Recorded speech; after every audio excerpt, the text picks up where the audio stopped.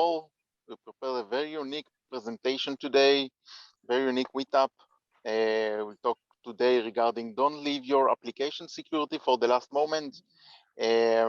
So guys, grab your snacks, drinks, coffee, whatever, and join us.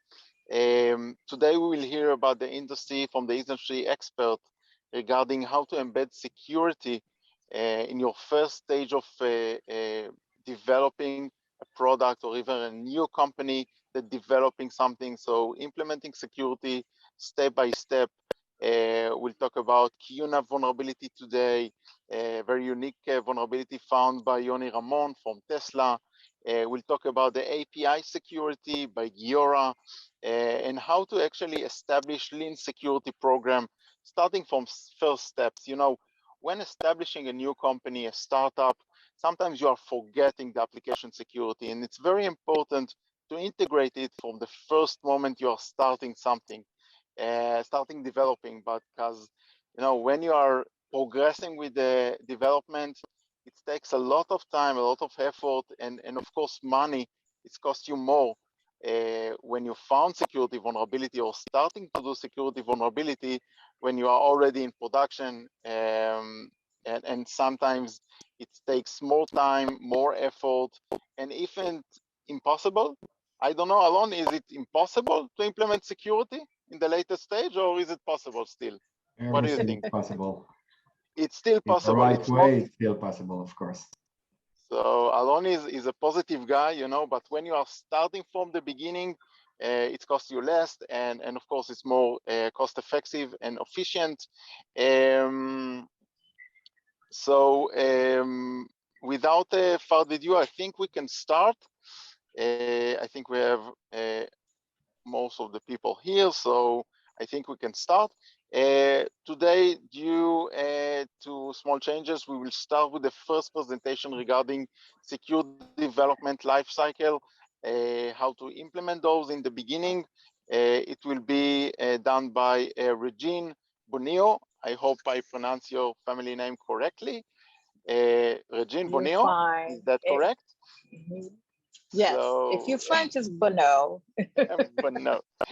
Okay, so Regine is the CEO of RB Advisory LLC. She's in the field of cybersecurity for a long time. She has lots of certification that I don't know how to count those multiple certification.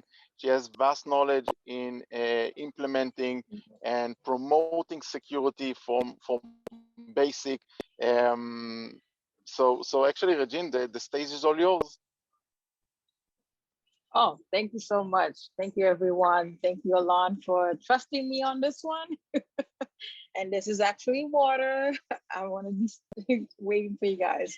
But really today, I'm very humble and honored to be presenting. My career started at 5, and that's another story for another engagement, right? So, but really been very intricate in understanding engineering, IT, and security at the end, right? So, we're here with Cybrella to make sure to provide that support in the GRC world, right?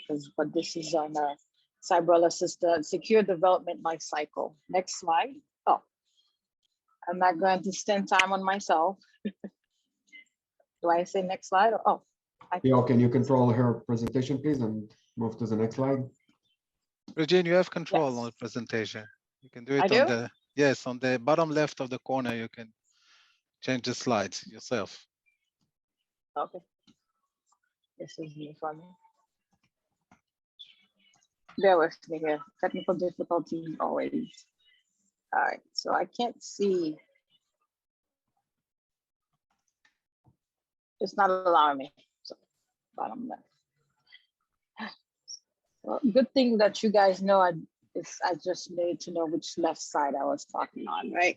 So, but no, really, as Alon lovely stated, I started my 30 years because I've been very intricate in that very young. Really, we're working in partnership with Cybrella, and as we're looking to bring better, they're enhancing their GRC service for their clients. Next slide. have to do? I'm gonna have to let you take over. So the agenda today, as we're talking, right, assuming that we're going to focus on secure development lifecycle, the roles and responsibilities that we're seeing, and benefits, and also the phases of it. And then how do you get started, right? Because that's what most of us, we always wanted to figure out. How do we get started and move on to the to that next level?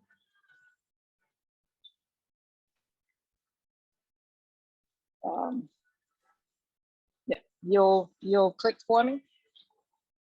Yes. Just want to make sure. All right, so assuming that we've all been, we're in technical fields, right? The roles, I'm going to do a very high level of what we're looking for, right? So first is what is the introduction of SDL, right? So let's start by, it's a security assurance process that focuses on software development with the appropriate attention to the security aspects at any phase of the development process. And these days, every company, as we all know, and develop and define their own custom SDL process that feed their needs and way of work. If we create a hardware, now we also, as a company, looking to bring the software, right? So what we're looking to is combine a holistic and practical approach to the SDL goal, which is to reduce the number of severities that you have within the cycle of it.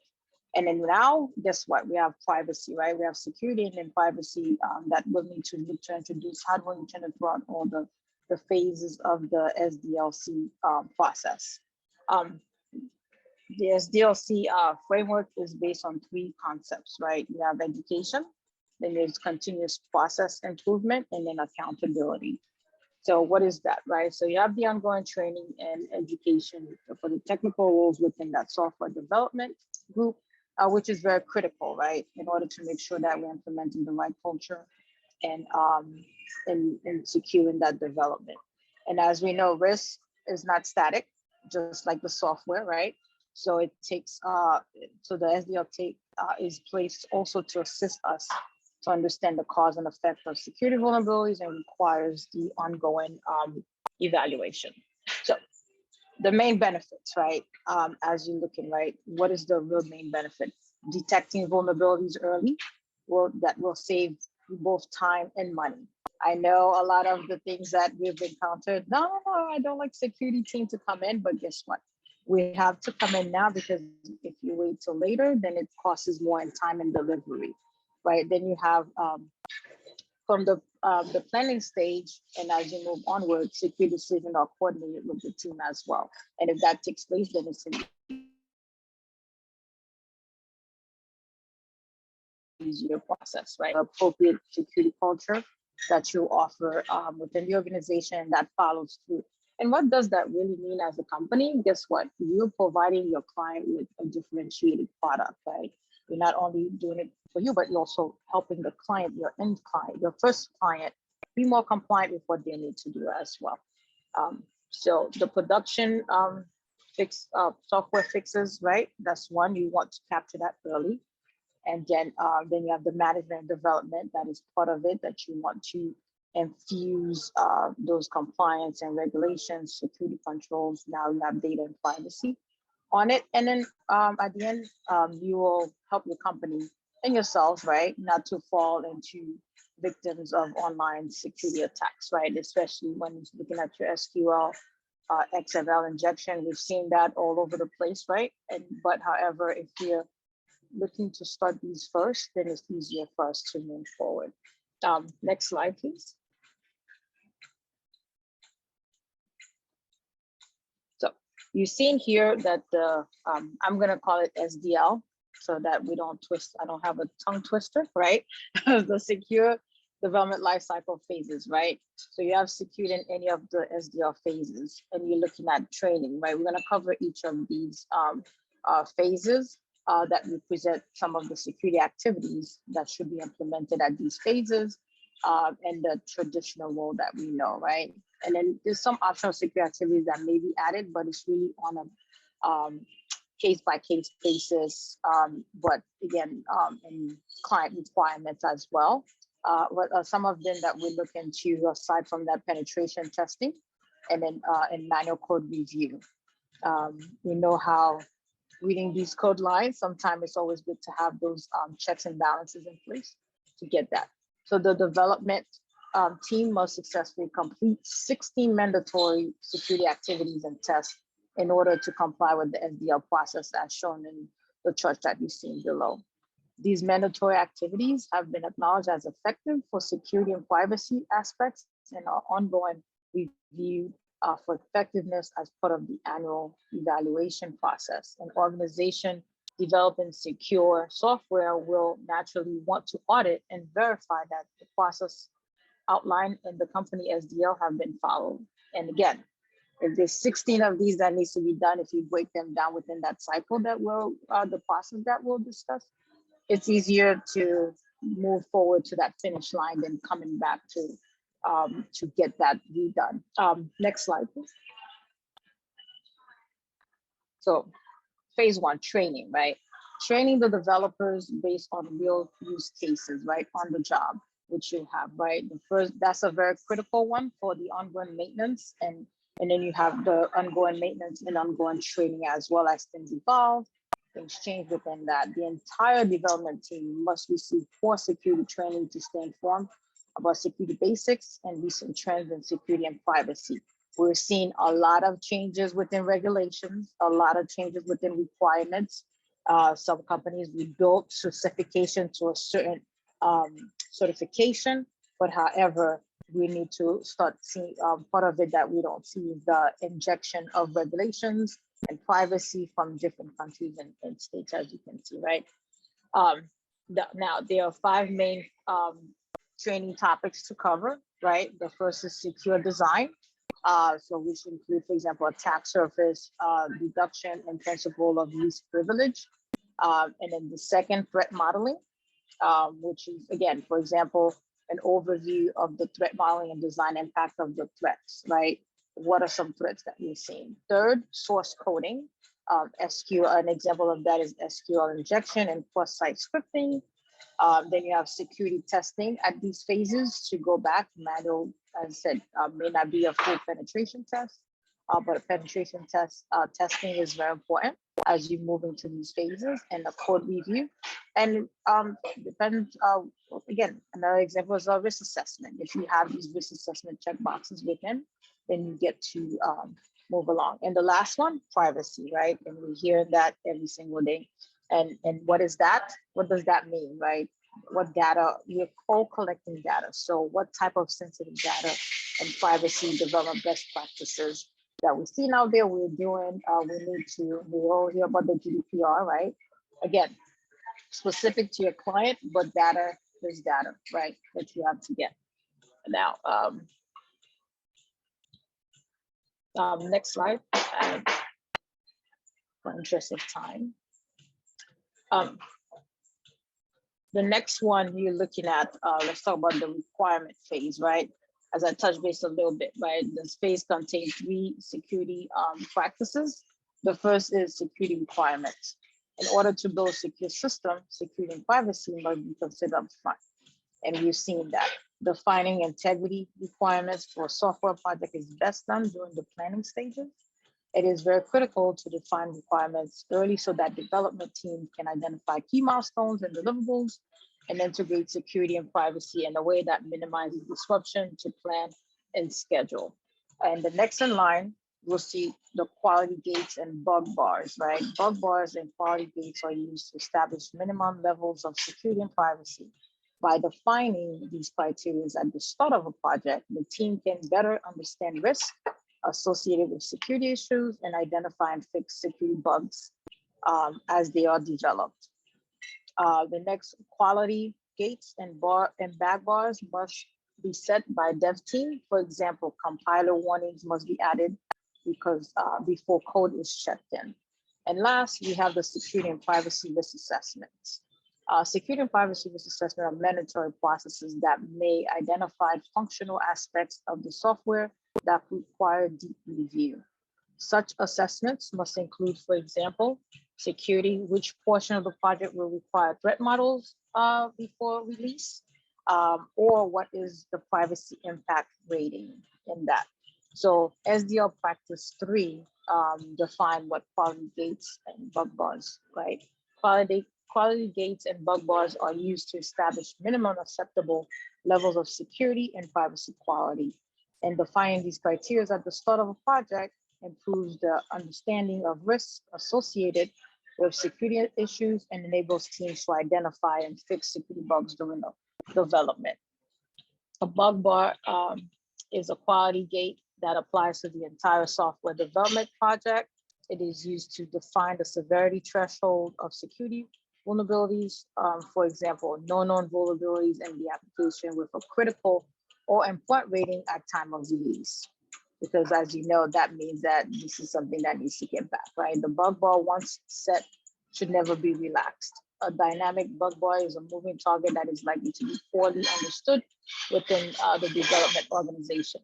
The next practice, the SDL practice 4, security and privacy risk. We spoke about security risk that needs to be done, and there should be mandatory processes, and that helps you identify functional aspects of the software. That must include some of the following information. You have security, which portion of the project should require threat models before release, which portion of the project will require security design review before releases, right? Penetration testing, at what phase we'll be doing the penetration testing by a mutually agreed upon group that is external to the project. The next one, are there any additional testing or analysis requirements the security advisors deem necessary to mitigate security risks? And again, this is across your steering committee, right? One of them, what is the specific scope of fuzz testing? And you have privacy, right? What is that privacy impact rating? And again, where is that software going? What is the client? What is the end goal and end use of that software, right? For them to do. So you have high privacy risk, right? You're looking at the features to put the product or stores or transfers PII. There's different assessments and requirements for that. The change of settings or file types association or installed software. Moderate privacy risk, which is the sole behavior that affects privacy in the future, right? Product or services on time, user initiated, anonymous data transfer. For example, the user clicks on the link of the software, then it goes out to the website. The low privacy risk, no behaviors exist within the feature product or service that affects privacy. So no anonymous or personal data is transferred. Here we call it no PII, personally identifiable information is stored on the machine, and there's no settings or change on the user's behalf, and no software is installed. So those are different levels of privacy risk that you can associate with the software as you move forward. And next we'll move into the design portion.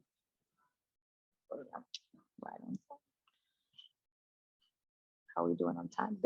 The design phase is critically important. On this phase, we'll consider the security and privacy concerns according to the software design plan. There's 3 practices that should be followed, right? Is design requirements. The optimal time to influence a project's design trustworthiness is early in the life cycle. And as we stated before, mitigation of security and privacy issues is much less expensive when performed during the opening stages of a project life cycle. The second is the attack surface reduction. The purpose is to reduce risk by reducing attackers' chances of exploiting potential vulnerability or weak spot. Reduce attack surfaces achieved by cutting off or restricting access to systems, services, and applying the principle of least privilege.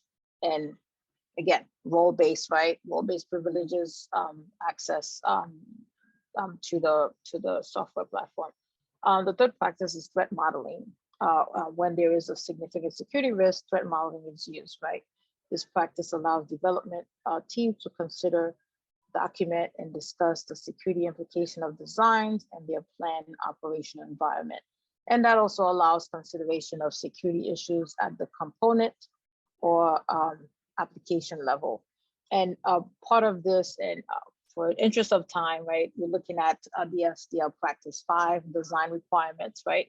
It gives you exactly, you know, the guidance to do that.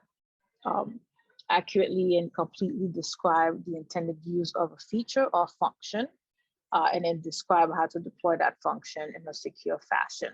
And then we went over those 2 levels of the risk that we spoke about from the design factor. The next one, you're looking at the SDL practice 6, attack surface reduction. Attack surface reduction is closely aligned with threat modeling, and then it's reducing the means of the risk. And then SDL practice 7, threat modeling. The preferred method for threat modeling is to use the SDL threat modeling tool, which is based on STRIDE as threat classification taxonomy. Next slide. Implementation, right? Implementation is going to, when you're looking at developers should publish, you're using approved tools, right? Deprecate unsafe functions, static analysis. You're looking at what you should publish a list of approved tools and their security checks. And then you look at the first practice, right? Development team should have, and as you look at the list should be approved by the project's security advisors. As a general rule, development team should aim to use the latest version of approved tools to take advantage of new security analysis functionality. We all know what happens when we're using the old versions of things, right? Or what we're allowing is just not having the secured updates from the manufacturer. So the last practice we're looking at is the static code analysis, and again, that's an efficient method, right? To use that, the source code should be statically analyzed, right? Looking at security code review can be scalable with static analysis of source code and can help ensure coding policies are being followed. Then with these, you're looking at SDL practice 8, use approved tools. As I mentioned, those should be on the latest, and it should be approved by the team as well, right? By the development team providing the use of the latest one, and it should be approved, and that list is continuously being updated as new aspects are coming in. SDL practice 9, deprecate unsafe functions. And in many commonly used functions and APIs are not secure in the face of the current threat environment. So project team should analyze all these functions, and APIs will be used in conjunction with software development. And then once that list that you compile, if you have a list that, you know, we usually blacklist or whitelist, right, of that list, then you'll know which one not to use and which one to use. And the next one that you're looking at for the SDL practice 10 is statics analysis. Those are practice, as I mentioned earlier, that project team should perform static analysis codes. It's just part of that process for ensuring that at the end you have the proper, you going through the process and you check in the security. Verification, the verification phase, when you're looking at dynamic program analysis, we're going to touch base about fuzz testing, right? And then threat models and attack surface review. You're going to see some patterns that things are being, as you developing this, is cycling into it. So first, we would like to have a runtime verification of software. It is necessary to ensure that a program functionally works as designed. The verification task should specify tools that monitor application behavior for memory corruption, user privilege issues, and other critical security problems. The SDL process uses runtime tools that you can use to help with that, such as the next practice we mentioned, fuzz testing, right? Part of that tool has a fuzz testing. A fuzz test is used to introduce malicious or random data to an application to cause it to fail.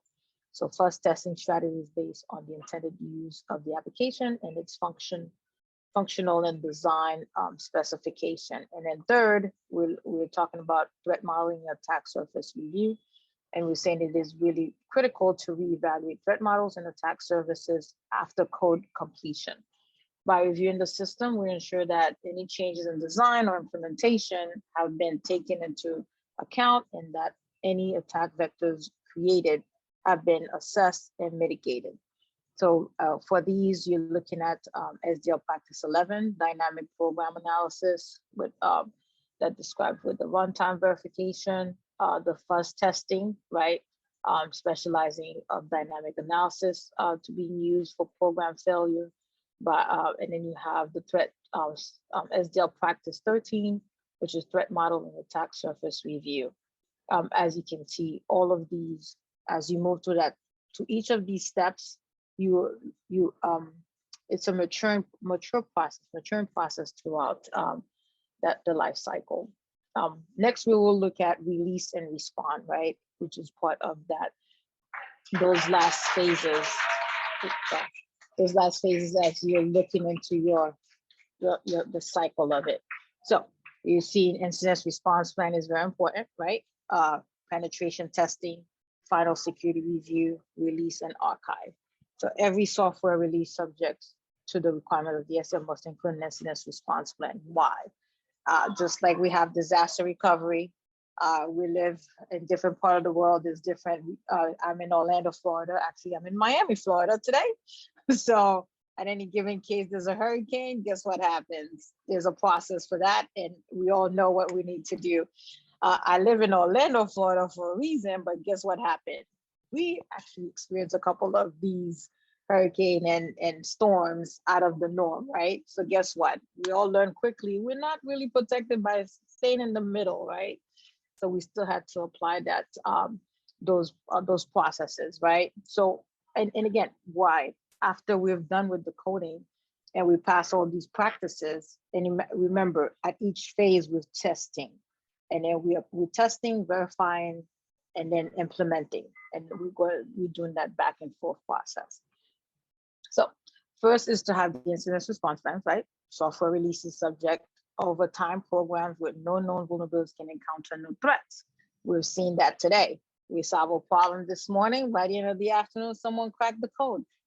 Somebody needs to give them something more to do, right? But those new threats are coming up, right? How do you properly respond to these new threats, and then how do you mediate or provide a new release or updates for the clients, right, on behalf of your client? Patch Tuesday is a very fun one, right? We all know what that is and who is associated with, but it's because they're known that, right? So what is a proper incident response plan includes, right?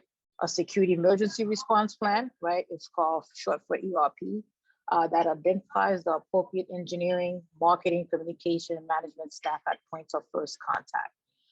And then you have on-call decision makers, right? Available 24 hours a day, 7 days a week.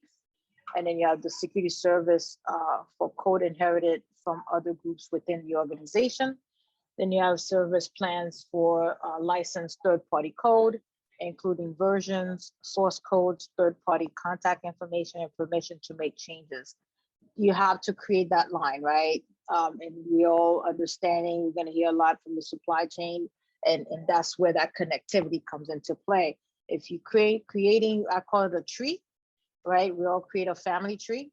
So now we're creating the same thing of the interconnectivity of each of our support system, right? The second, final review, final security review, right? FSRs, FSR evaluates all security activities performed on a software application prior to release. And then you move forward with that. The next slide would be the roles and responsibilities of each of these, the team members. If you're looking at, you need to have a review and advisor, auditor, an expert. You're looking at team champion, right? A security champion and a privacy champion. Those are the people, they're all your best friends. Although it might seem like you're going back to doing things, or it takes longer, but however, all what you're looking to do is eliminate having to go back or having us break the code, break the system in order for you to get back again. So imagine 6 months and you got to go back to it. So all of this, right? How do you get started? The next slide, and how do you get started, right? So a few steps, right? The first step is to identify your organization's or team maturity level with the security development lifecycle. Start with trying to identify which of the practices we mentioned are followed as part of your development process and which are not. Second stage is to dive in and assess what is missing in your current process and create a plan that will help you to choose the right people and create a plan that will help you to choose the right people and implement the right framework, right? That will guide your team on how to develop in a secured way. And then the third, it is time to take, what just happened? I think, sorry. Third is to take your action plan and to, third is it's time to take our plan and start to implement the training, processes and tools according to the best practices of the SDL. And as you see today, every organization create their own custom process according to their needs and the resources that they have. Next slide. Next slide is there. Is there next slide? So, some Microsoft SDL practices that's available that you can start looking at. Then you have, provide training, define security requirements, right? Define metrics and compliance reporting, perform threat modeling, establish design requirements, define and use cryptography standards. There's different ones, right? And then manage the security risk of using a third-party component. Very important, because whatever you're doing for you, the third party needs to be doing it too, right? Because then once you attach it to what you're doing, it becomes, you consume that risk. And then use approved tools, perform static analysis, security testing, dynamic analysis, security testing, because most software is now dynamic and moving. And then penetration testing. We can't stress enough what the importance is at these stages that you're doing. And establish a standard incident response process, one within the team and in a larger portion as well. I think I'm done. Hopefully that wasn't too much. I truncated a couple of things, but see if you have any questions. Any questions, or I've had a very long day, so keep it. Go ahead. Yeah, so guys, if you have any questions to Regine, please write them down in the chat. She will answer your questions. Thank you very much, Regine. I do have something that I have in mind. Like you presented that the SSDLC is actually combining three most important things, like combining with the people, the process, the right process, and the technology. From your experience, what will be the most difficult, and how you think you can tackle one of those three main pillars of implementing the correct SSDLC, the people, the technology, or the process, and how will you do that? So people is always the fun part, right? Because we could have all the processes very easy, because as a company, you know exactly what you need to be done. You have those regulations, you know what you need to process. Now you put that in place. The technology, understand the technology we're using and putting it together. I always say the people is always the one, right? And why? Because we all different. We all are set in our ways at times, right? We all know what we know. But however, as things changing, the thing to understand as the three pillars, I call it, within this process, right? We are triad, right? At some point, we have to collaborate with each other, understand change is imminent, right? We all know what we know, but then what does the other person know that now I can combine with, right?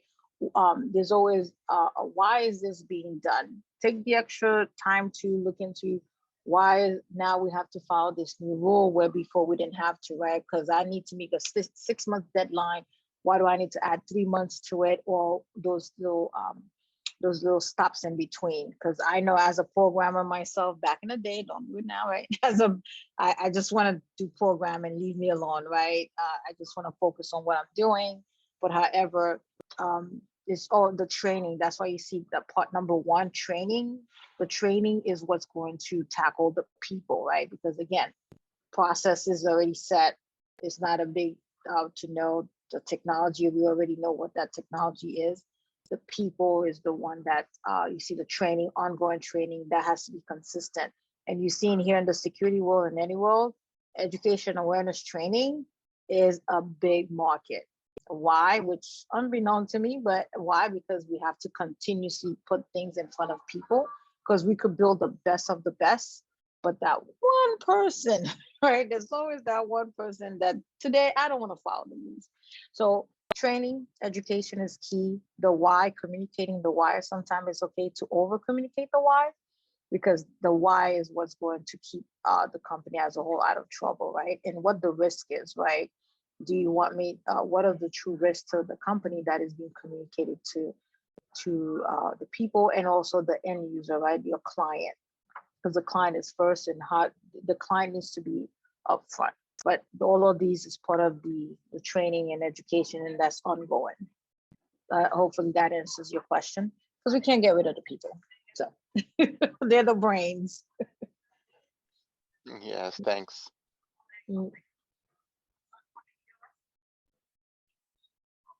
You're on mute. Someone is speaking. Kobe, you're on mute. Oh, Kobe, you're on mute. Oh, So okay. real quick, you know, okay, real quick, guys, you know, this falls into really, as we were talking earlier, I mentioned the supply chain and your third-party risk. All of this that you have to process is perfect example as you transition that to your third parties that you're using, you're outsourcing to. As I mentioned, this is consuming, and you'll see why, how a third party, if not processing, can come in and start bringing that. So I will be quiet because I could be here all day, and Alon knows this. So I'm ready to hear good stuff on the next slide. Yep. Thank you very much, Regina.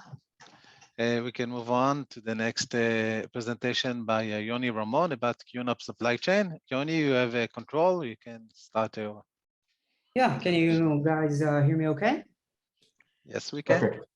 Awesome. Okay, so thanks everybody. I'm delighted to be here today and share my journey and research into the QNAP NAS devices and supply chain vulnerabilities. Completed the research a few years ago, and today I have the opportunity to share it all with you. So let's talk a little bit about me. Who am I? So my name is Yoni Ramon. I'm a very long time hacker penetration tester focusing on mobile web application and IoT.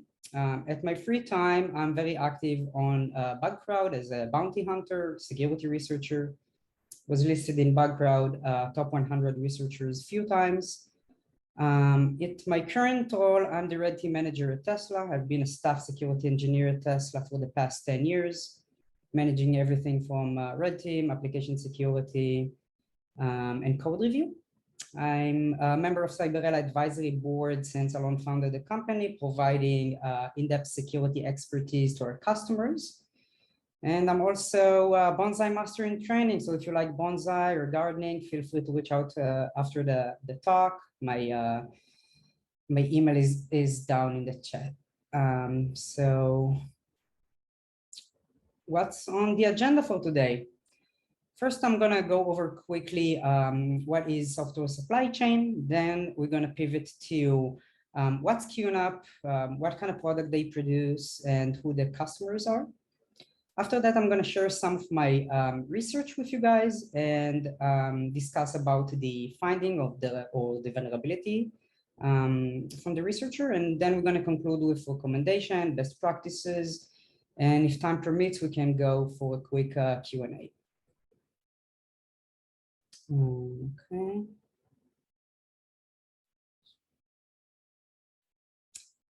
So what's supply chain? It's a very traditional definition from delivering a product all the way from manufacturing through the retail store all the way to the customer. But today we're going to talk a little bit more about software supply chain that is very similar in nature, but except of materials and manufacturing and retail, we're going to talk about code, developers, and data. Which led me, why do we all need to care about that? It's a good question. And I'm sure we all know we don't live in silo. We manage pretty big companies. A lot of our source code or data will live somewhere on a Git repository or at a third party, which could be part of a broader infrastructure or a SaaS provider. We also use a ton of compiler tools, base container, base images that our company did not produce and consume by third parties.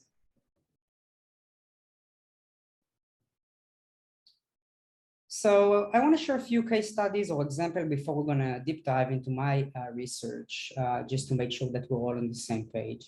I'm pretty sure you guys, everybody on the panel, are all very familiar with SolarWinds and what happened there. If you're not, a group of hackers were able to taint SolarWinds, one of SolarWinds' product. Then they ship an update to 20,000 customers with the malicious code, which create a backdoor in the network and allow access to the hackers. Last week, if you read online, GitHub had a very interesting vulnerability. One of their third parties exposed authentication token. It was a privileged authentication token that allowed the attacker to commit malicious code into private GitHub repositories and taint the code. Also, from the past few weeks, a lot of NPM packages were tainted with malicious code and pushed to customers and vendors. And last but not least, we had a big incident with Kronos. If you're not familiar with Kronos, it's an HR software to facilitate payments for employees, contractors. It actually contains tons of private user information, which lead us to my research today about QNAP. So today I'm going to talk a little bit about how from my own NAS device I was able to hack some Fortune 500 companies. So before we're going to deep dive into what QNAP is, I want to start my story about how I actually got my QNAP device and what led me to the research. So about 5 years ago, my roommate here in San Francisco decided that he would like to first store a huge amount of media files, such as videos and photos, with the ability to stream all that content to our TV with very low latency. And he want to make it in the most secure way he can, while also enabling his family members to access the files remotely. So as a good security engineer, I never let any unknown device on my network. So the first thing that I did, I asked for his permission to poke at the device before we're going to fully install it and utilize it in our network. After probably a few days of research, I was able to find many vulnerabilities. All of them were reported to QNAP directly. Most of them are very common vulnerabilities like command injection, SQL injection, authentication bypass, subdomain takeovers, and much, much more, which we're going to talk about soon. So what is QNAP? QNAP is a Taiwanese company that specializes in NAS devices or cloud NAS devices today. If you're not familiar, NAS devices are a network attached storage. It's a file-level computer that is connected all the time to your network and provide access to many different types of clients, such as your smart TV, SMB clients, you name it, QNAP can connect to it. But QNAP as a company are not limited only to file sharing. They migrated also to the IT market, providing virtualization, storage management, surveillance application like security camera based on AI, and actually much, much more. And QNAP is quite unique in that sense because they don't target one specific customer. They're targeting the entire market, from individuals like myself, small to medium businesses, and also I've seen tons of Fortune 500 companies using their product. They have a very, very broad line of product that will suit the needs of every customer. And the feature that I was focusing on my latest research was the help desk widget, which company installed on most QNAP devices. And it's actually a great feature to help you facilitate support tickets and working with the support. So, second. So I want to talk briefly about my previous research. So I submitted many vulnerabilities to QNAP in the past. All of them received many CVs. In this small code snippet, I just want to share a small vulnerable shell exec functionality that takes user input as the message parameter without sanitizing it. And of course, it's vulnerable to command injection. So for the POC, in the report that I had to send to QNAP for that, I written a small Python script to fully exploit the vulnerability. And as you can see here, it's a very simple code just to make sure that QNAP can reproduce the vulnerabilities. I'm just sending an HTTP header with my HTTP request with my payload, and I get a shell back. But this is not what I want to focus today. After reporting probably 10 or 15 different vulnerabilities similar to that, I decided to stop. There's no point in reporting more vulnerabilities to them with similar nature. And I decided to actually search for something a bit different, maybe something that could lead me back to the QNAP network or to their customer, or something that's going to be a little bit more exciting than another reverse shell on my product. So the first thing I did after receiving the device was I update the device to the latest version. And the first thing that I noticed is the new help desk widget, which came pre-installed on my device. It was written in PHP, which makes it very simple to investigate. You don't need any reverse engineering skills. QNAP as a company provide you with SSH access to the device, so you can log in as root, dump the file system, open your favorite editor, and examine the PHP file. In the screenshot here, you can actually see how it looks. You can raise support tickets here. The interesting part is the diagnostic tools, because they actually allow you to do diagnostic on the fly, and all of that will be attached to the ticket. And you can go back and forth with the help desk until you're able to resolve the issue. So I dumped the PHP file. I started looking into the source code, and the first thing I noticed was API keys and a secret key that were hard-coded in the help desk application source code. So the next logical thing to do as a researcher, of course, I'm going to Google search what I found. I'm not sure if the API keys are valid. I'm not sure if it's working. I'm not sure actually what it's for even. So a quick Google search led me to the supplier that QNAP was using in order to facilitate the RESTful API for the help desk functionality. Reading through the documentation quickly, the first thing that popped to mind, they have authentication, but they don't have any authorization, and they don't have the notion of role-based access control at all. So if my keys are valid, they are probably the keys to the kingdom and can give me access to the entire RESTful API. Luckily, the documentation were great, so I was able to very quickly understand how to use the API, what kind of functionality is available through that API, and what can I do with the keys if they are valid. So the first thing I did after was to make sure that the API key and secret key are valid, and they were. With those keys, I was able to access the RESTful API and start dumping data. And of course, I found private user information there, but that's not what we're here for.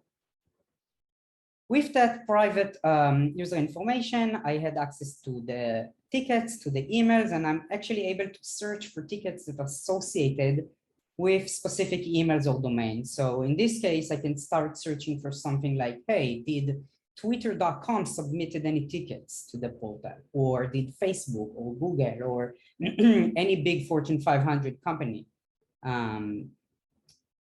And I don't want to spoil everything, but my conclusion was that the help desk support portal is used for a lot more than just opening up support tickets. And we're going to see that in the upcoming slides.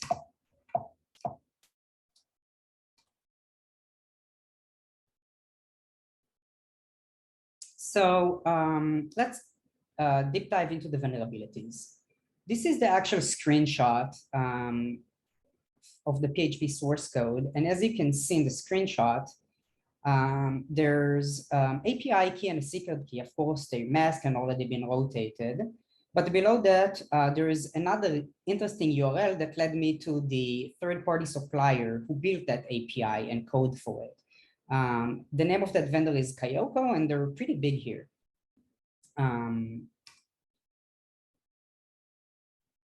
So with Google help and the documentation from the vendor side, I was able to find this quote, which is a very interesting quote to see from a third party or vendor that supply API for big companies. Basically, it means that this type of RESTful API support authentication, but don't support any role-based access control. And if you think about it, this is exactly what the product need. They have many different type of users like myself that open support tickets, like the help desk users that need to debug, and the administrator that need to manage their platform. So if there's no notion of role-based access control, that means I can dump the entire data out of that platform. So I started looking into the tickets. I was able to access one of the tickets, found that the tickets ID are sequential, so I can actually iterate very quickly through the tickets and pretty much dump whatever I want from the tickets on the API.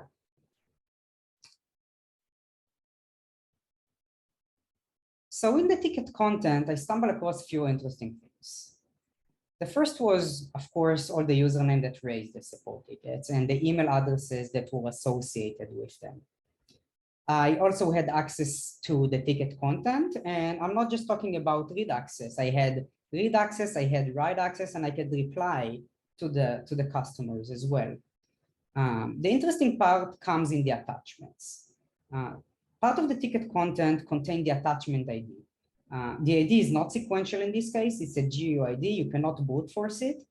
And in order to download the ticket attachment, you must have the GUID for that attachment first. So now that I have the ticket content, the ticket attachment GUIDs, I can start dumping the ticket attachments and see if there's anything interesting there.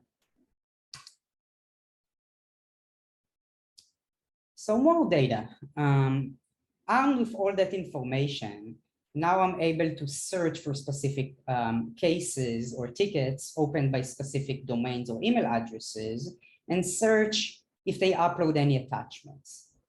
And what I found was pretty alarming. I found two types of attachment. One of them, and I'm sure you're all familiar with that, is full-blown TCP dumps.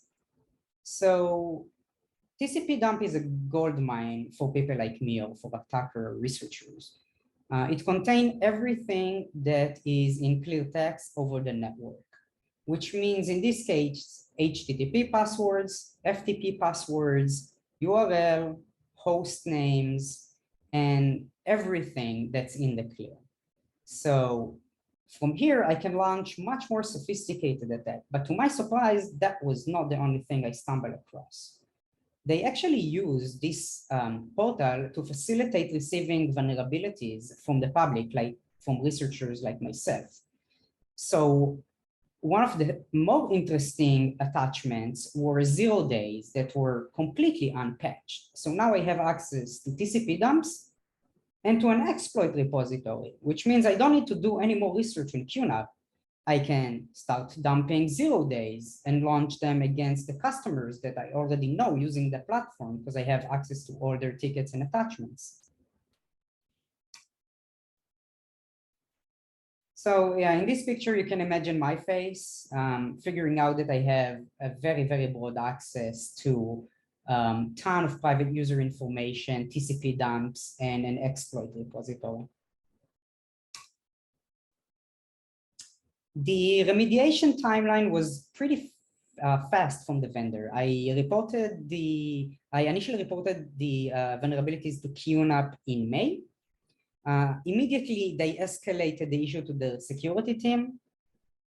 About a week after, they rotated the API keys and secrets.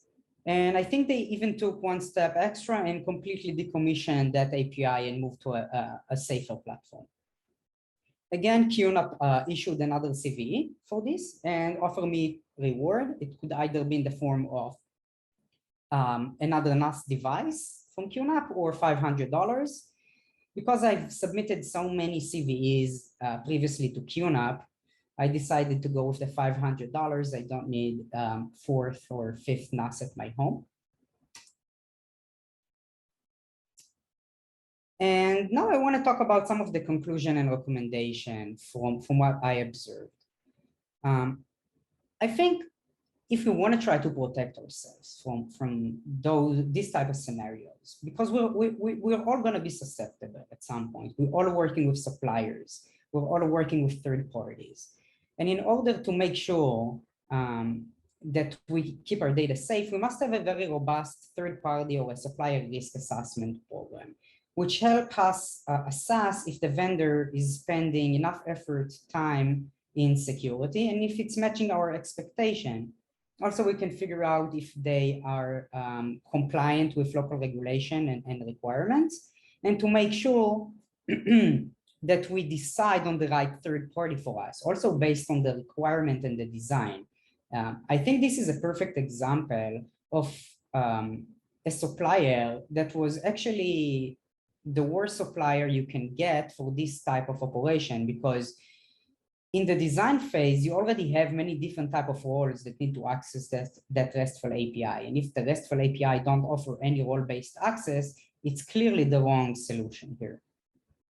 Also, keep in mind that anybody with this type of knowledge can launch an extremely sophisticated attack. And I'm not just talking about phishing. I have access to the API, so I can respond to QNAP customer. I can raise more support tickets with them, and I can actually ask them to execute packages in order to further debug the issues that they're experiencing. So I can give them some malicious file to install instead and gain footprint of the network. And keep in mind, they trust me. They think I'm QNAP because I'm connected to the QNAP help desk server, so they don't know who's behind it. And there's thousands of suppliers to big organizations today. So I'm actually not surprised seeing something like that in the wild. And we need to do a lot in order to protect ourselves, because we're only going to accumulate more and more suppliers and more third parties as well. From the application security standpoint, I think it's clear that product security and application security should be mandatory alongside the product lifecycle. In this case, they shipped a vulnerable device to my home, and they had to patch it after the fact. But in many cases, that might not be even possible, because if the vulnerability is in the hardware, they need to replace the hardware. And that's not something they can do after delivering the product. So it's better to have a very robust application security from the get-go and not after the fact. Second thing, never store hard-coded keys in your code, specifically not code that you plan to ship to customer, but also not in your source control, not in your GitHub repositories or anywhere. There's many ways to actually retrieve secrets in runtime securely without embedding them in the code. We're not going to deep dive into the many ways. If you want, feel free to reach out to me after. But my takeaway is just to not hard code any keys into your code. In this case, it was clear that role-based access control should be designed. They built a feature that required multiple roles, but they only had one. If they had an application security team, that could be avoided with the proper threat modeling and design. Which lead me to my next point, always perform penetration testing on an ongoing basis with trusted partners like us or your own team. In this case, I'm 99.9% sure any penetration tester will be able to find those issues even without penetration testing, just by a quick code review event, and make sure to fix it before shipping it to production. And my last advice to everybody is to have a very robust bounty program or vulnerability disclosure program. That's the only way that you'll be able to receive vulnerabilities from the public, reward them, and make sure that you're not going to post 0 days in some hacking forum, the dark web. And if you need any advice about how to set up a bounty program or who's the best platform to use, definitely reach out to me. I have a lot of experience with bounties via HackerOne or Bugcrowd, so I'll be more than happy to share some of my expertise on that part. Any questions at this point?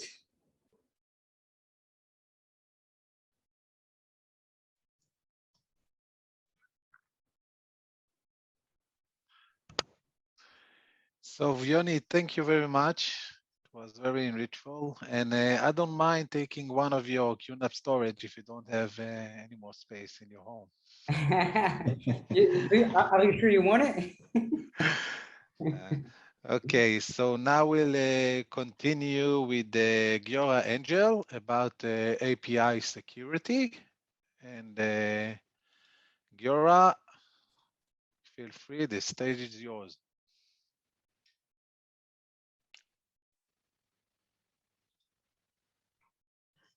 Giora, are you with us? Yeah, you're on mute. Yeah. Okay. Good. Am I still on mute? Can you hear me? Yes, Yes, now we can hear now you. we can Thank you. hear you. Oh, okay, thank you. Great. So let me see if I can move the slide. Oop. Okay, great. Thanks everybody for attending. And in my session, we'll cover API security from starting from the high level and going to practical practical advice on how to set up your API security program, how to quantify the risk, and what first steps you need to take in order to start solving the problems. So maybe a little bit of background on myself. I'm the co-founder and CEO of Neosec. Neosec is a leading API security company. Before that, I started another cybersecurity company called Light Cyber, which invented the concept of XDR, which is widely used today. And in my previous journey was acquired by Palo Alto Networks, and I spent there 3 years leading the product line. In addition to that, I also co-chair the fraud prevention task force at the FTX, Financial Data Exchange. There I'm involved with APIs that are implemented between financial institutions and aggregators and fintechs. So with that, I mean, I naturally have a lot of discussions with many CISOs and many different companies in different industries about their API security initiatives and programs, and I wanted to share some of the learnings today in this session. Let's move forward a bit. Okay, so in today's session, we'll cover a few topics. We'll start from digital transformation and how it's related to APIs. We will list some of the challenges in securing APIs and especially B2B APIs. And then we'll shift to some more practical tools of how to identify the risks, how to come up with the plan to secure APIs, and some pointers on where to start or how to start. So how are APIs related to digital transformation? So naturally, everything that is built today is as part of some kind of digital transformation, and APIs are kind of the connecting tissue or the connectivity network today. I mean, I like to say that APIs are kind of the new network, because networking is something that is already kind of figured out. We don't really need to set up switches anymore and routers. We typically implement new stuff on cloud environments, and a lot of that is taken care of. Naturally, there's some basic network security and configuring the network configuration, the cloud configuration. That's important as well. But then the interesting things happen on the application layer, and trying to move it forward a little bit. It's a challenge with the way that it's. Oh yeah. So APIs basically are the connective tissue between different applications, different microservices, both internally and externally. And I think what's new in the last few years is all those B2B APIs that enable companies to create experiences beyond just one web application. Like, for example, if you're a financial institution, you want to enable fintech partners to access your data and provide additional services. Or if you're a payment company, you have to enable merchants to transact on your platform. All of those are B2B APIs. They don't necessarily have a web interface, but they're exposed to the outside, to authenticated parties, so that they can create these these different interactions. And by the way, just the last session that we heard from Yoni, that API for creating tickets, sounds like another type of API that is used, in a B2B fashion, or between a product implementation and a backend. So all these APIs enable more and more functionalities, and they have to be exposed to the outside by design. So that is creating a lot of the need and the growth of APIs that we see. Now, why are attackers focusing on APIs so much? What happened in the last 2 years that caused attackers to focus on APIs instead of focusing on the infrastructure like they focused before? So again, to give you my perspective, my previous company, LightCyber, was all about protecting the data center, protecting the internal network, the enterprise network. And at the time, about 10 years ago, that was really the soft belly, because the sensitive information used to reside within the data center, within the these business applications were gated. Now today, when we need to expose new functionality, we expose it through APIs, and therefore all that sensitive information is exposed to the outside by design. So attackers today, if they want to actually gain information or steal information, PII or create transactions or do any type of damage of that kind, they really focus on these application environments. And like what Yoni showed, it's much easier to use that API interface to access that sensitive business system, rather than to try to hack into one of the employees of that QNAP company and see if that employee has access to any of their development environment, and if they don't, maybe they have a corporate network. But in the end of the day, it's really hard to actually get from the corporate network to the application environment, which is typically hosted in the cloud. So attackers just look for the easiest way to get to the sensitive data, and when the easiest way is by design exposed to the outside through APIs, this is where they're looking at. No wonder why we see most of the attacks happening on API and application environments these days. Now, what do we need to do in order to address that? Let me move forward a little bit. So typically, from a security perspective, we have one big challenge, and it's that the fact that we're always one step behind. On the business side and on the product teams, there are some developers that create the new functionality. There was a lot of discussion today about what we need to embed as part of the development process, but we also need to accept the fact that with CI/CD and continuous deployment of new capabilities and the number of new capabilities that are deployed, the security team cannot be a gate anymore.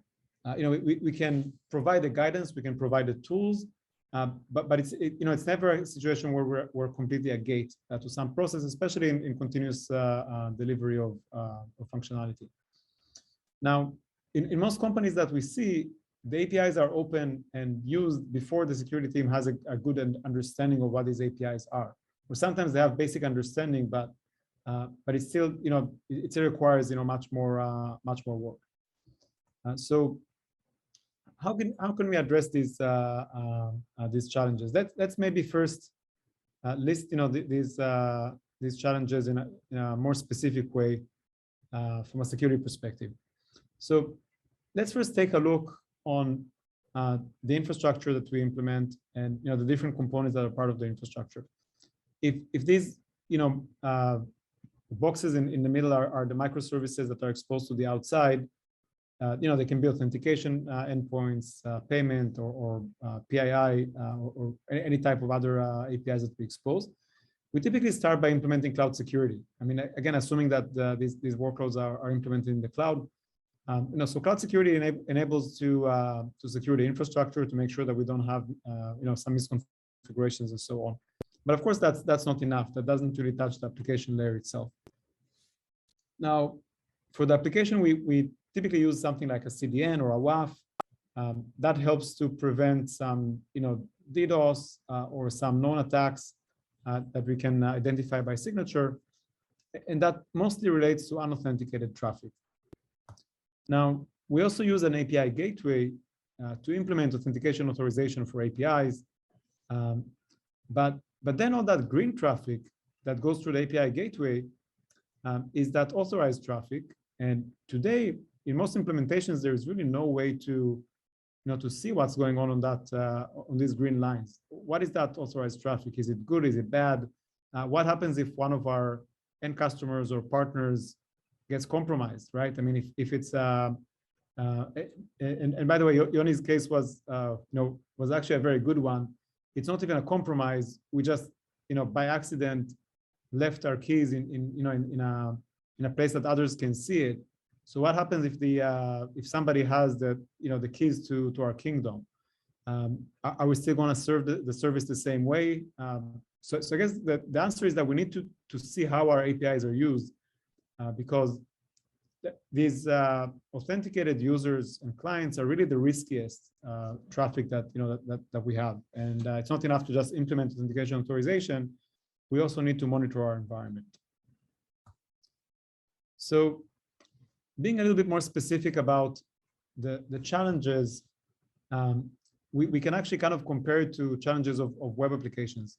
So web applications are a little bit more kind of known to many organizations, and people have some ways of dealing with them. I think what's interesting about B2B APIs is that unlike web applications, they typically have, we typically find many more APIs. It can be hundreds or thousands of API endpoints, and they can be used in many different ways. While a web application is typically one big application, that has a bunch of APIs, these other APIs can represent many different channels and types of clients. Now, the second difference is that the web application kind of runs our code on the client side, and so we expect a certain behavior of the client. On the B2B APIs, there's no way to run our code on the client side. So the client is implemented however they want to be implemented. It can be different programming languages, different environments, different processes. So we really don't have control over how the APIs are being used.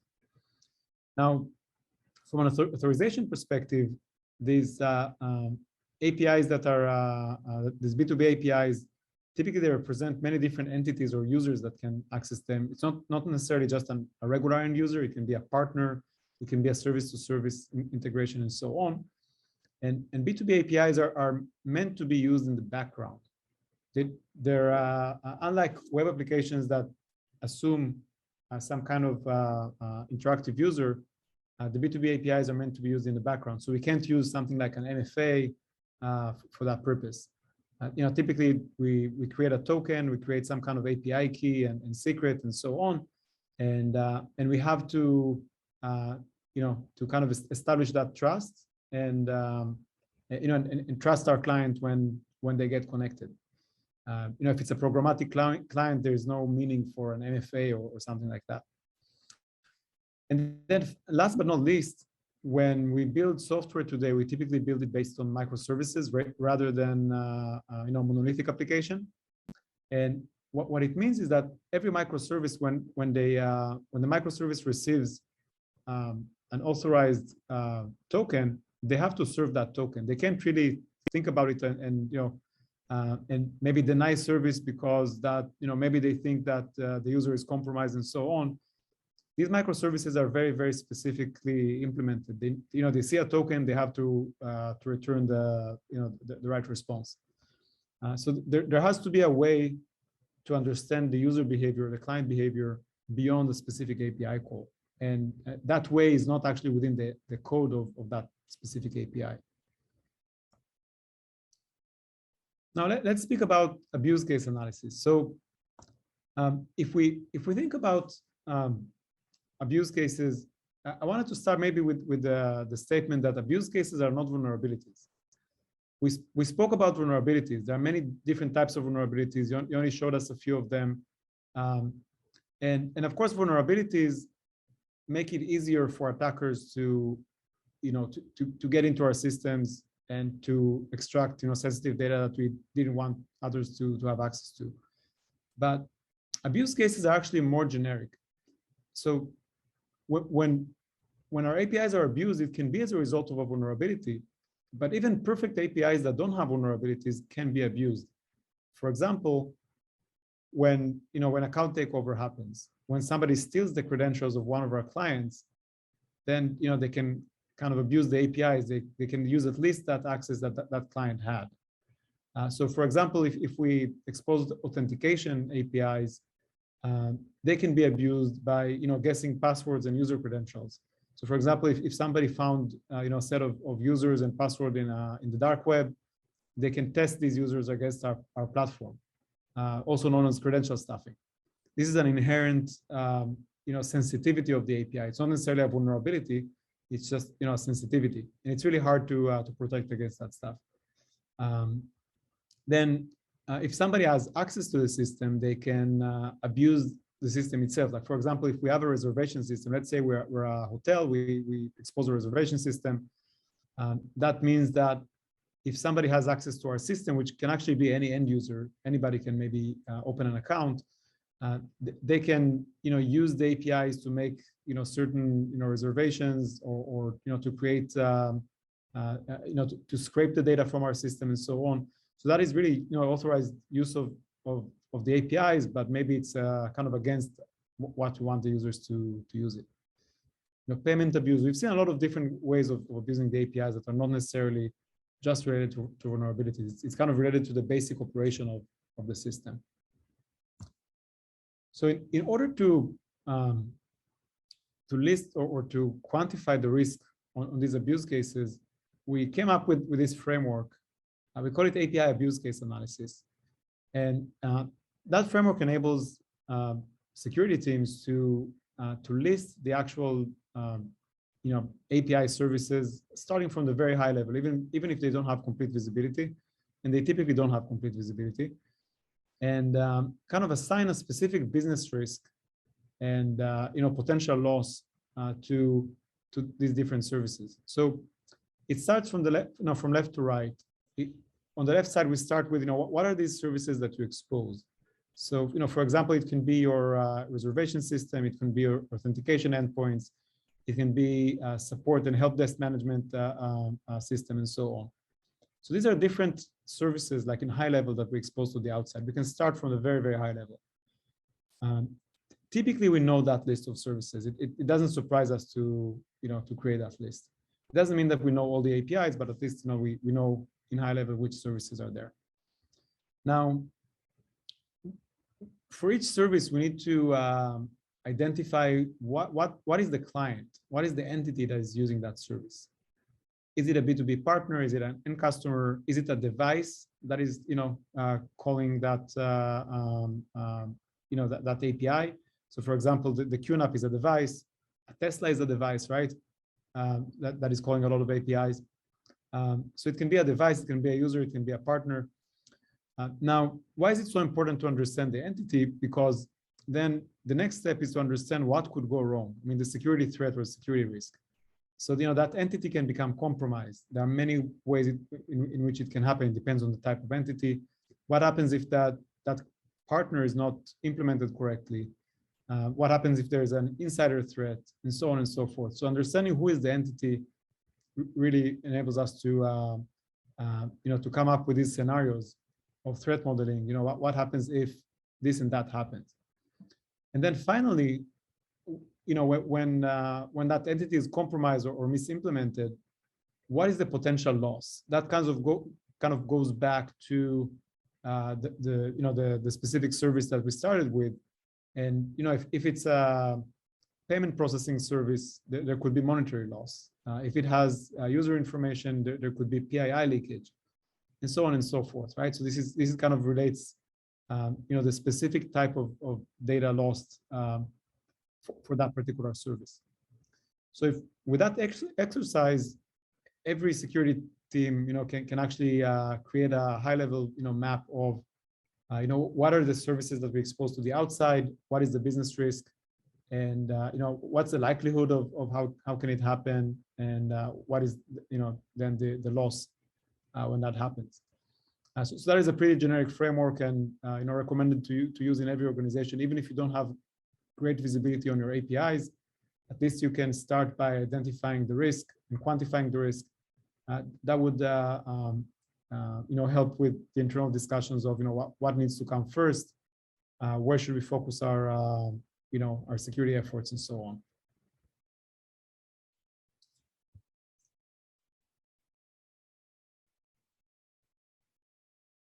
Now let's speak about different types of APIs, and then relate it back to the API security program, or what steps we need to take in order to move ahead and be more mature in the way that we secure APIs.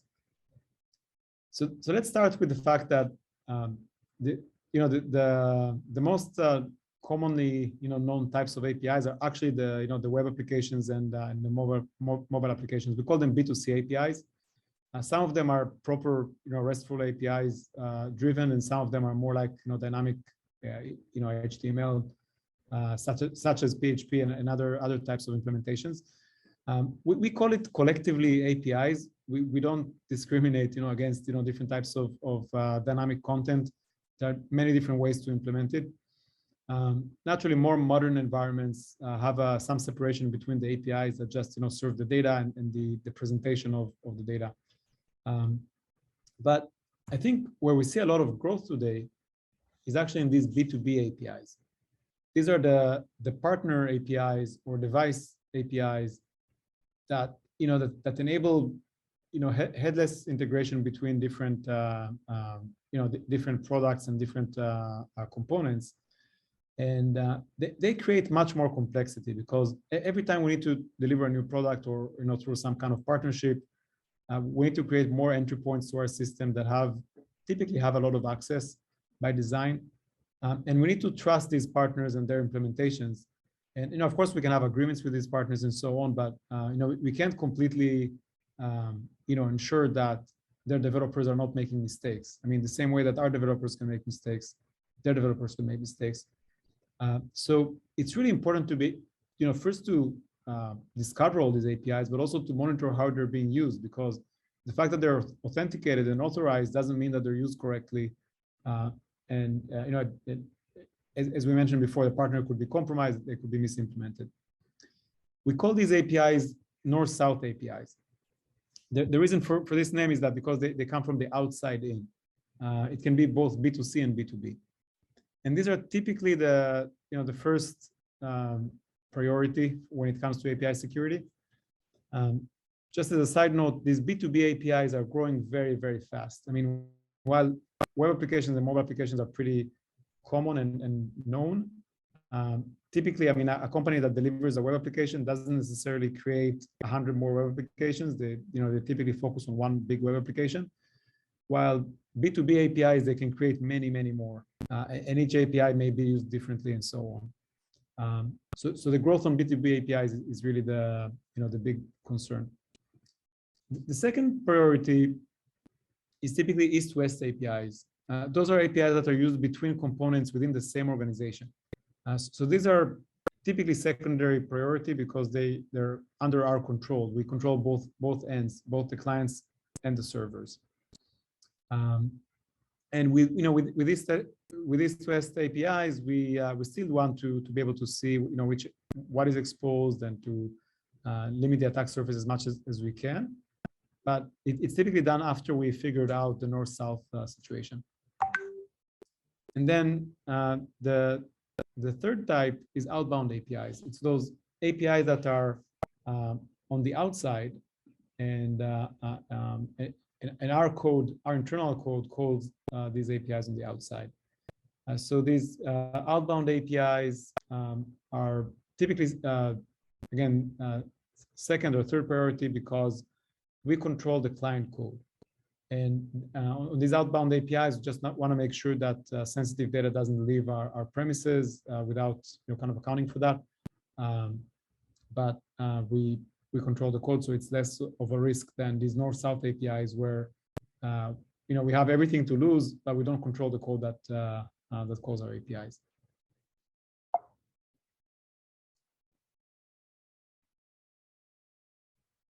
Now, I wanted to maybe focus on the type of problems that we need to solve and how to solve them.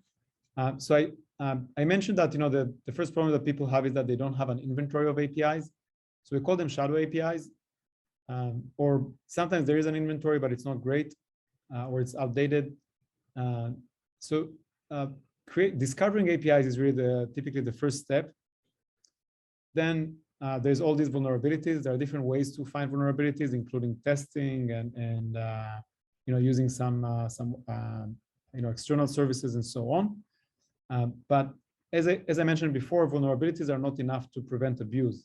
Vulnerabilities are only one way that attackers can use to abuse your system, but abuse can also happen with valid credentials. So in the end of the day, being able to detect and respond to API abuse is really the goal, and that's the highest level of maturity. So we created this 6-step guide of how to get to the right maturity. Typically, the first step is first to make sure that you have logs for all these APIs, that you know which microservices you're exposed to the outside, and you have at least some visibility on the API activity. What you'll find is that these logs are not verbose enough. It's very, very hard to know what's going on just based on these logs. They actually cannot be verbose enough because of privacy issues. You can't just store logs of all the private information that goes through your APIs.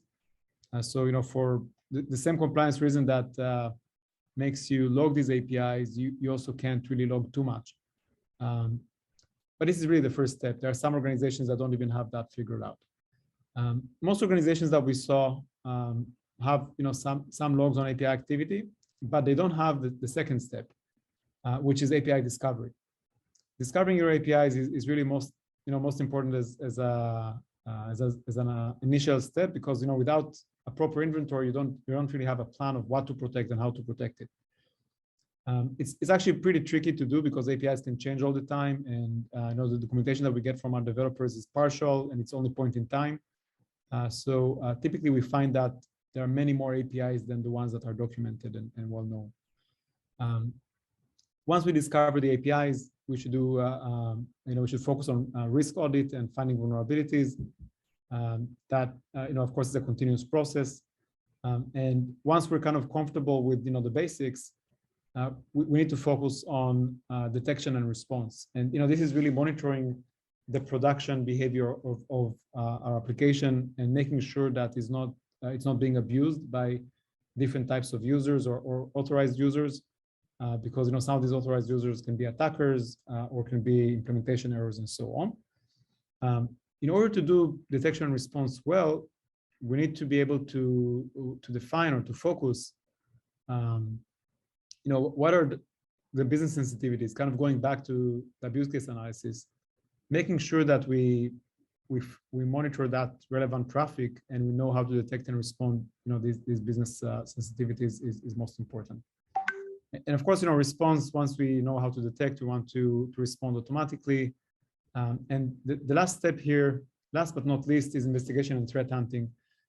Without the ability to go back and investigate, it's really, really hard or impossible, I would say, to have a good detection and response framework. So try to move forward one slide.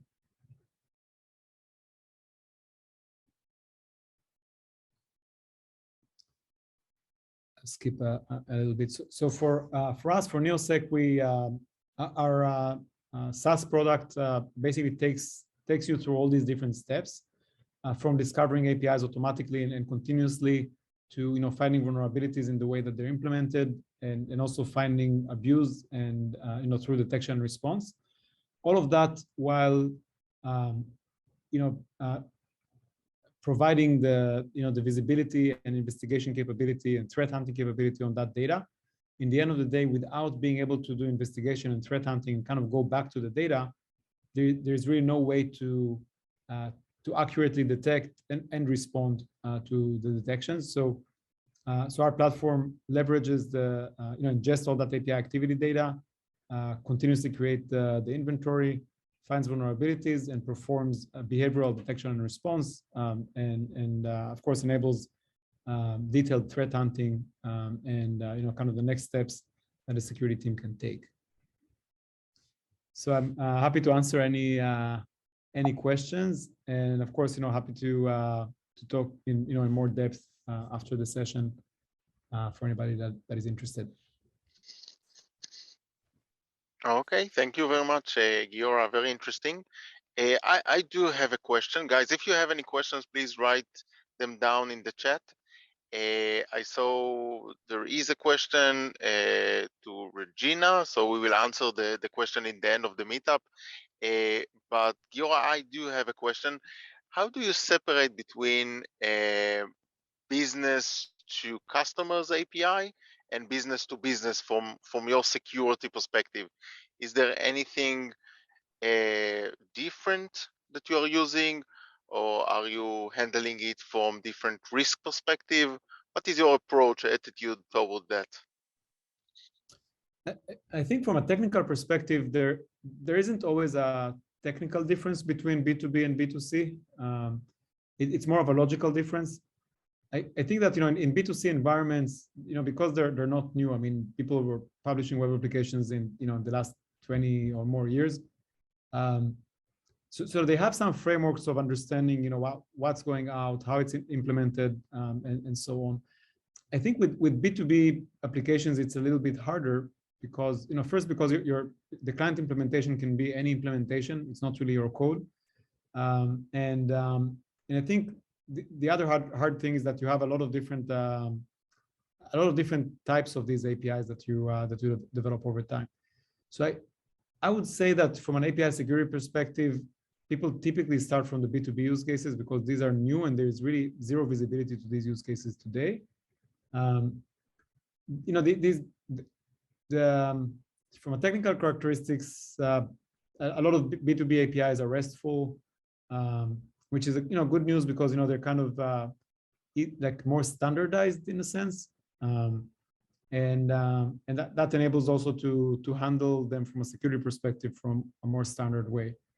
But they can be anywhere, and sometimes there are APIs that are used both for B2C purposes as well as B2B.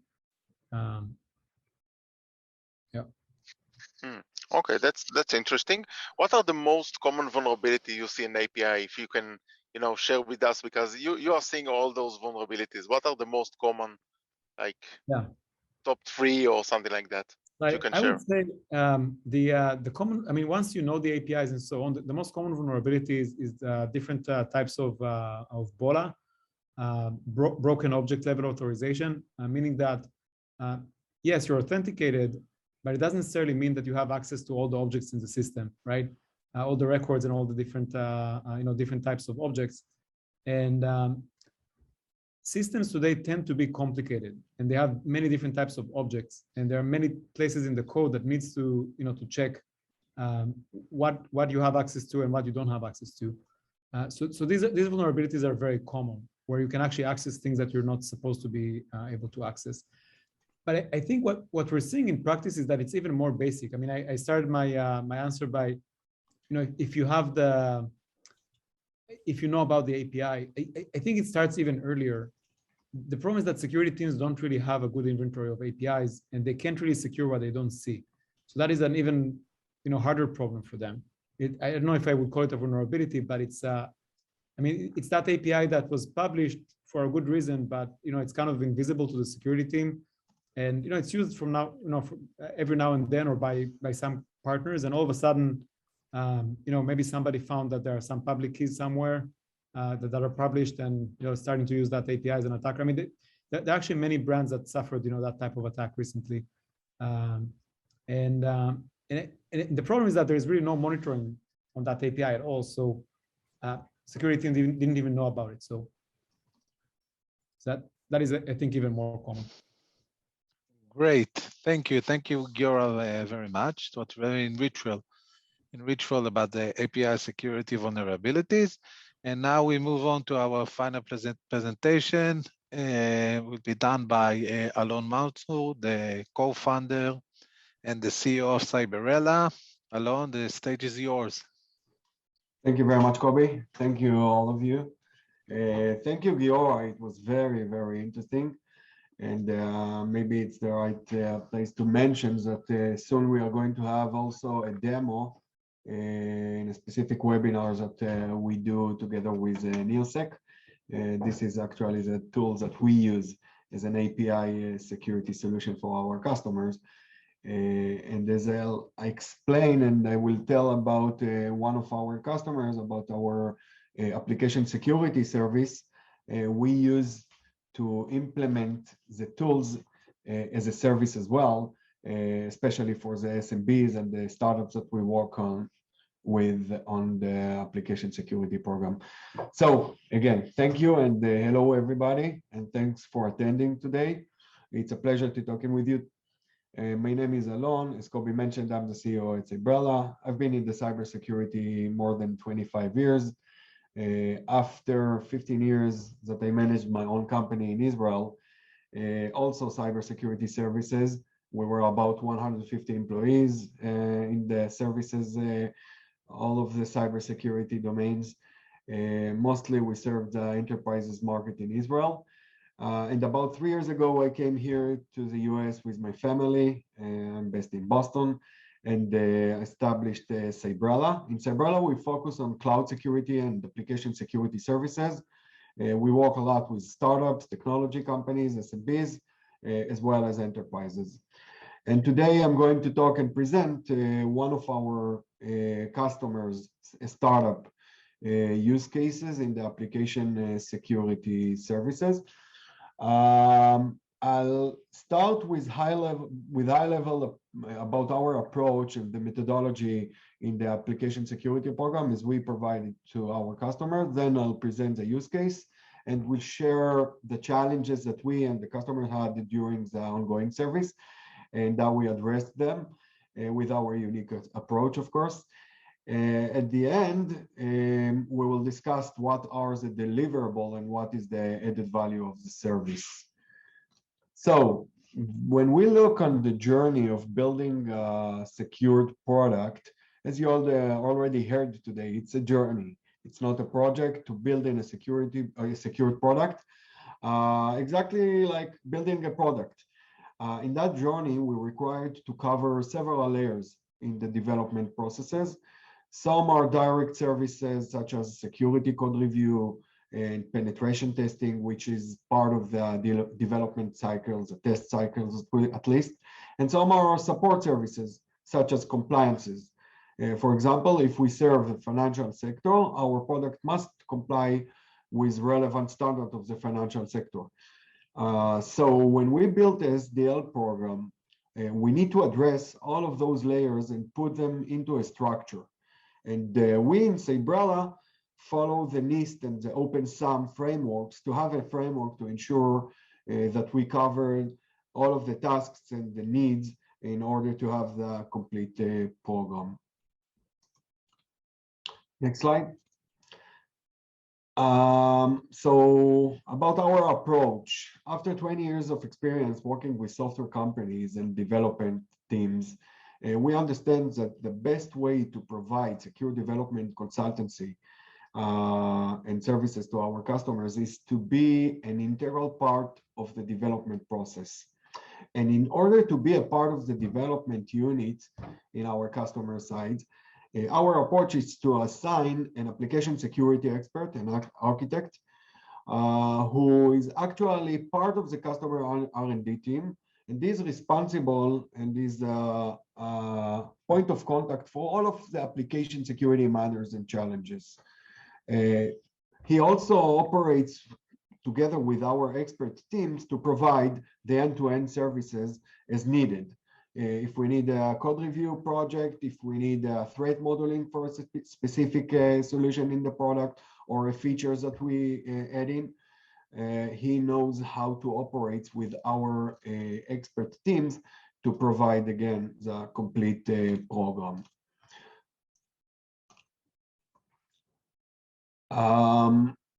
It's highly recommended by us to start the SDL program from, not just by us, generally, to start the SDL program from the beginning.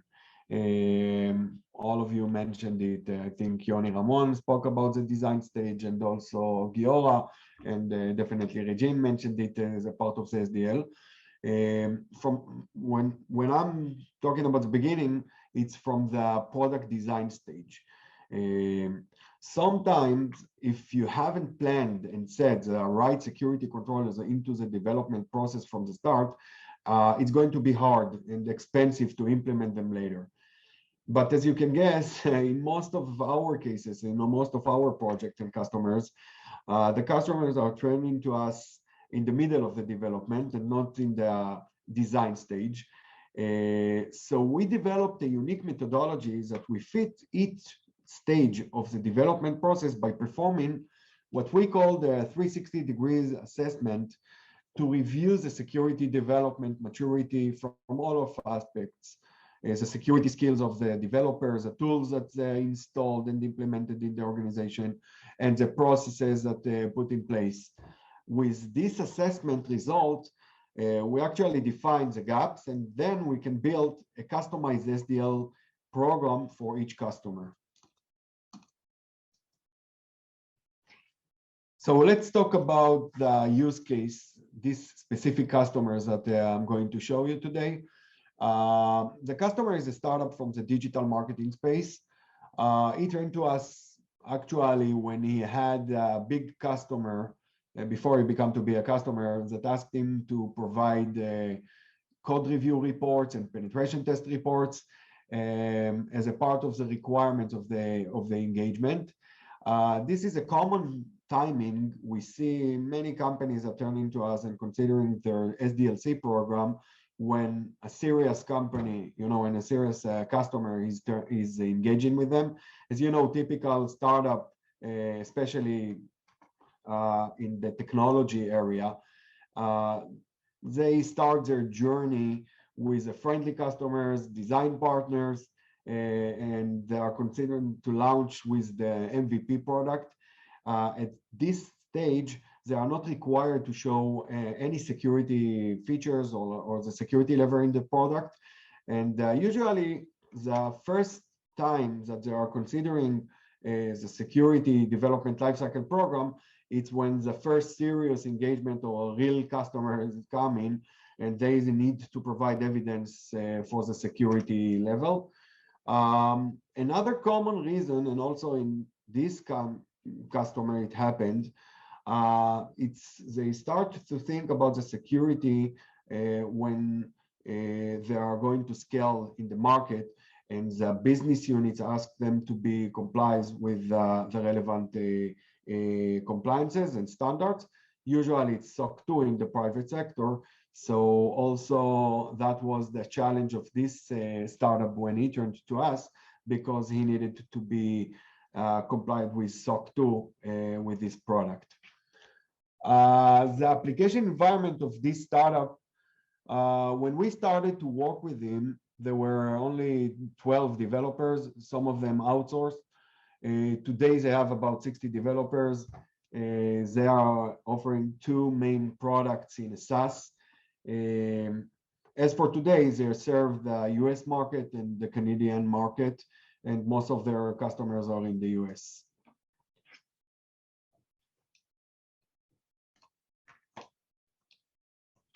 Before I'm continuing with the customer story, I want to overview with you about the main roles and key players in the application security program. So basically, the needs and the requirements of the security come from two sources. The sales organization, he brings the customer's demands and feature requests sometimes, and the system architects that feed us with the security needs when they having upgrades, version updates, and any feature updates as well.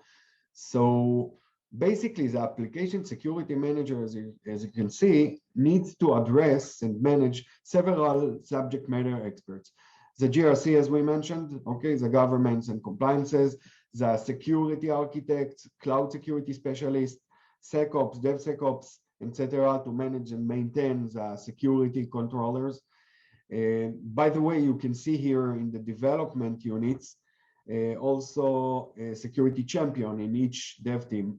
This is highly recommended by us as a part of the SDLC program to define security champion for each dev team. It can be one of the developers if he has some ambitions to be with security skills, or it can be DevSecOps sometimes, but usually we manage it as an internal campaign in the company with goals and prices. So it becomes to be a fun part of the SDL for all of the developers. So having said that, how we can manage all of these roles and activities in a small company with a lean resources and budget, because this customer, when he turned to us, he was quite small with a lean budget. So it brings me to our application security service approach. As I mentioned, we assign an application security architect with the experience and capabilities in all of those subjects. And he actually helps to the customers to put in place their cybersecurity program and manage it. We do that, of course, on a part-time, and we grow during the way with the customer's needs and as the customer is grow by himself.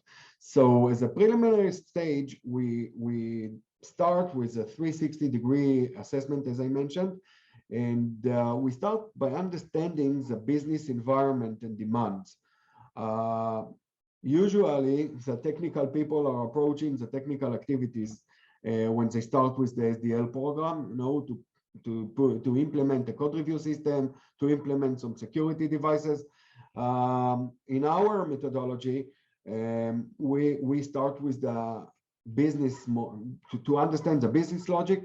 We think that it's more important before we start to define the activities and the program as we provide it to the customer. For example, in our case, in this startup, when we started with the assessment, we saw that the customer spent a lot of time and resources by hardening the firewall and the endpoints.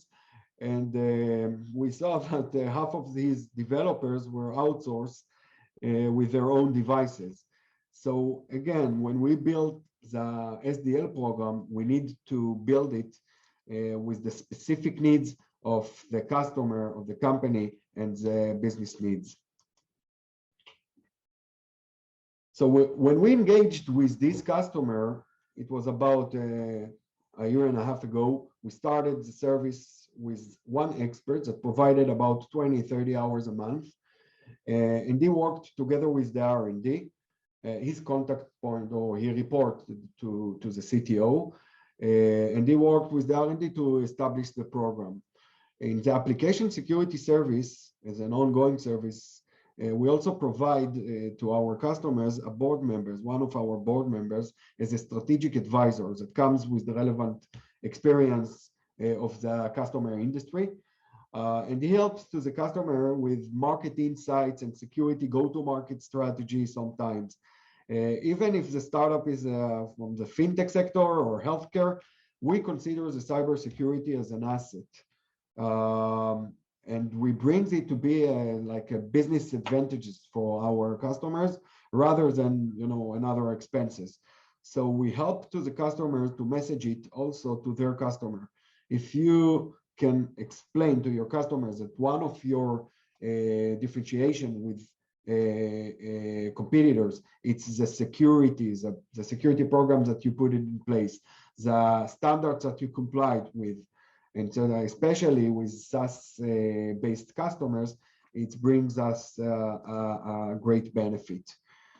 So during the way, we actually expanded the team as needed to the customer's needs.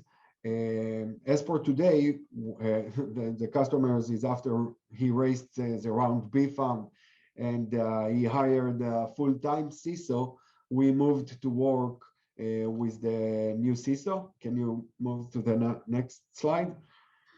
And our application security manager actually become to be PMOs that manage all of the activities, the code reviews that we are managing almost in a full-time job because we need to cover about 1 million line of codes and many of updates in the new versions. We do penetration testing, of course, as a part of the program 2 times a year, and every time that one of the customers asking it to show penetration testing before the engagement, etc. And we have also an application security architect that worked with the architects and the security and the system engineers of the solution that the customer provide. And we work with them actually on the security needs and to address the security solutions for their customers as well. It sounds maybe a long way and very, a period of a few years, but it's not like that. As I said, we started with 20, 30 hours, and today we provide about 250 hours with several experts and roles. But the total application security programs that we implemented, and as for today, we are managing it very well, took us about 12 months, a bit more than a year to implement the program. And in the end of the way, we actually, and this is part of the deliverables, it's the incident response and the recovery plan. Because as we believe, can you please move? Go to the next slide. As we believe, the incidents, it's always there. It means that the customer will have an incident. It's not a matter of if, it's a matter of when. And in that case, we need to be very well prepared and ready when the incident is happening. And as I mentioned in the beginning, 70% of the bridges, the security bridges and data bridges that we see comes from the application level today. So it needs to be addressed also with a well prepared and ready incident response program, and to train everyone that touch in each one of the procedures of the development cycles to be ready how to manage and how to manage the incident and how to recover if needed. Here in that slide, I'm showing, go to the last one. I wanted to show you that each part or each project in the application security program, for an example, in this program, one of the significant parts was to implement the code review. And instead of implementing a code review system, we use our code review systems, Checkmarks and others as a service. But again, it's also a stages approach. It means that we start with a POV, we take part of the code, a small part or a unit or a small unit from the developers, and we work with them to set up and build as a SaaS program. And after we realize and we understand the conclusions, and we have a good program for the SaaS, then we adapt it to all of the other units and for all of the development activities in the organization. And it's the same for all of the projects that we provide as a part of the Application Security Complete program, because each one of them has a stages approach. We start with something, we see how the company, how the customer implement it, because it's different between each customer and each industry, and then we adapt it to the whole program and the whole company. I want to respect the time, so yeah, this is an important slide, how we are managing the program. So we manage it, and also in this specific customer is the same. We manage it with the same systems as that the customer manages developers and the development activities, because we need to be part of the integrated process, as I mentioned. We have become to be part of the R&D also with the tools. We are going to manage it as a part of the tools that are already implemented to manage the development activities. So with this startup, they use the Jira as their flow management. We actually integrated to it by the security requirements and managing the security incidents and bugs as well. We integrated our scanners and penetration testing results to show it in the SCCM that the customer has.